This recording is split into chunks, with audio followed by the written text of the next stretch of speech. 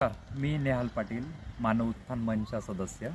तर या ठिकाणी आपण मानव उत्थान मंचच्या सहकार्याने इथे ह्या नदीकिनारी गंगापूर गावाच्या शेजारी जे काही आज आपण बघतोय नदीची जी दुरावस्था होते किंवा जे काही प्रदूषण वाढतं आहे किंवा जी काही उष्णता वाढते तर याला कुठेतरी आळा बसावा यासाठी आपण एक चांगला प्रोजेक्ट इथे हाती घेतलेला आहे. साधारण 1000 वृक्ष लागवडीचा आपण इथे प्रोजेक्ट घेतलेला आहे. तर आपण इथे बघू शकताय का, मी जेव्हा इथे येणं जाणं होतं माझं, हे इथे गोविंद महाराज आश्रम आहे गंगापूर गाव.